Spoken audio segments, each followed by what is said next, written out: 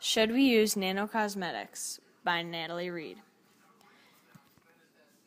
People around the world have been protesting for companies to stop using nanoparticles in their cosmetics. So the question is, should we market nanocosmetics or not? In this graph, it shows that L'Oreal is the most used brand to use nanocosmetics, with Procter & Gamble right behind, as Johnson & Johnson are the lowest brand to sell cosmetics with nanoparticles in them. According to Silpa Ray, in 2009, L'Oreal put a total of $600 million into making nanoparticles. These are some of the many cosmetics sold by L'Oreal that have nanoparticles in them.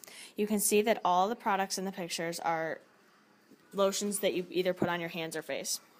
In this image, it shows you that the nanoparticles go into your skin. In the bottom image, you see the particles, which are green circles, going through a thick layer of skin down towards your internal organs. I connected this image to one of my old I Can statements. Chemical Reactions 1B states that I can tell what happens in a chemical reaction. I connected this to my project by how small the nanoparticles are and how they can sink into lower levels of your skin and cause a severe chemical reaction.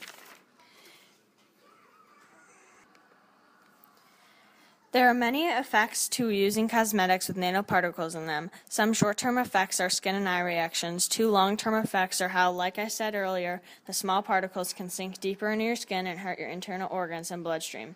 You never know if you were hurting yourself when you put lotion on with nanocosmetics in it. As you can see in the picture, the person has got a weird rash that harmed his skin because he used nanocosmetics.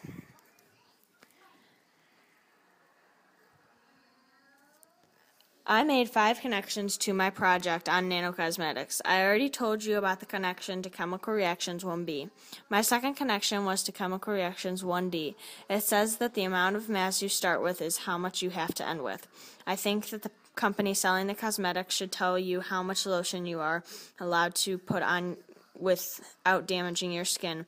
My third connection, Matter 1A, states that I can see if the particle or substance is an atom, molecule, or element.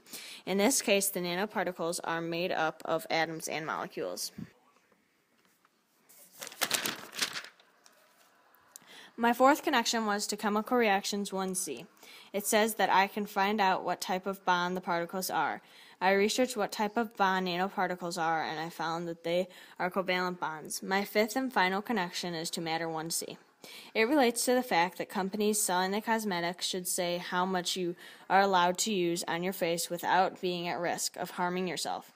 The I Can relates to this.